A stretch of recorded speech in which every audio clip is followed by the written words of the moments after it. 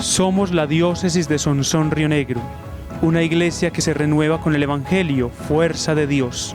2020, año de la penitencia y la reconciliación.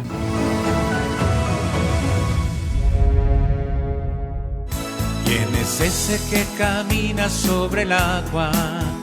¿Quién es ese que a los sordos hace oír? ¿Quién es ese que a los muertos resucita? ¿Quién es ese que su nombre quiero oír? Palabra de vida, en el 19º domingo del tiempo ordinario.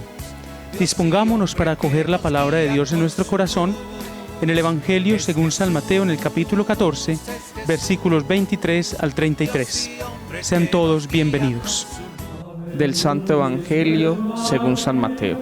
Después de que la gente se hubo saciado, Jesús apremió a sus discípulos a que subieran a la barca y se le adelantaran a la otra orilla, mientras él despedía a la gente. Y después de despedir a la gente, subió al monte a solas para orar.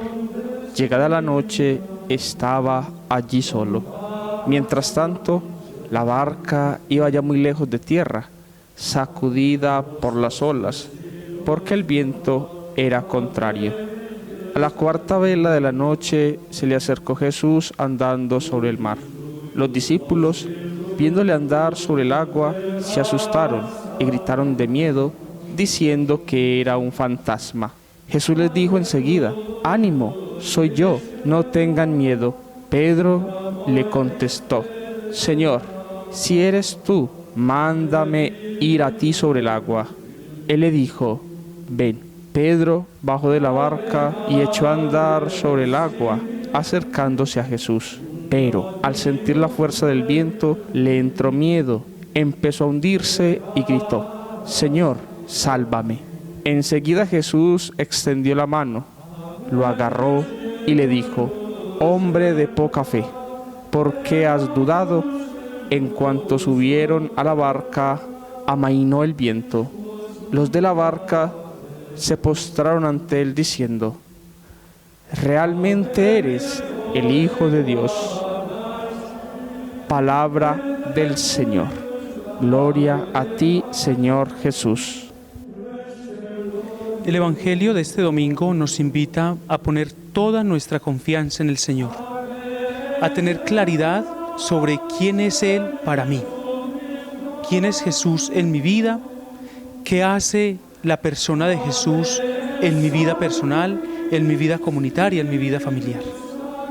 No podemos ser como Pedro y como los demás discípulos que tenían la mente y el corazón embotado y esto les impedía reconocer a Jesús.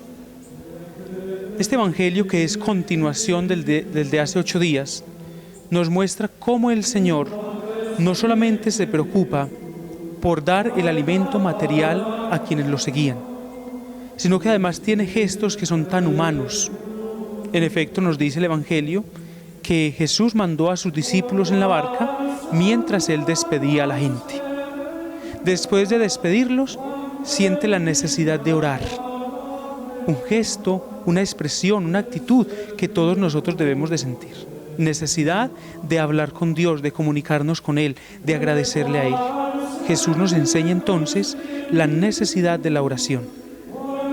Además nos enseña que Él para nosotros tiene que ser aquel que nos da fuerza, que nos da fortaleza, que está con nosotros en todos los momentos difíciles de nuestra vida. Podríamos decir que aquella imagen de la tempestad, del mar, del agua agitada, de las olas, de todo aquello que ponía en peligro a los discípulos, es lo mismo que nos pone en peligro a nosotros hoy. Las distintas turbulencias que pueden aparecer en nuestra vida y por eso es necesario invitar a Jesús a que suba a nuestra barca. En efecto, dice el Evangelio, Jesús subió a la barca y amainó el viento, lo calmó, porque con Jesús todo es más llevadero, con Jesús todo es paz, con Jesús todo se vuelve más calmado. Pidámosle al Señor en este domingo, al celebrar la Eucaristía y al escuchar su palabra, que nosotros de verdad pongamos en Él nuestra confianza y no seamos como Pedro y como los demás discípulos que tienen dudas. Esa pregunta que le hace a Pedro: ¿por qué dudaste, hombre de poca fe?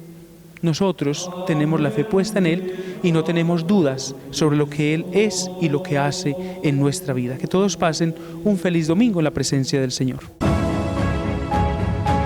Somos la diócesis de Sonsón Río Negro, una iglesia que se renueva con el Evangelio, fuerza de Dios.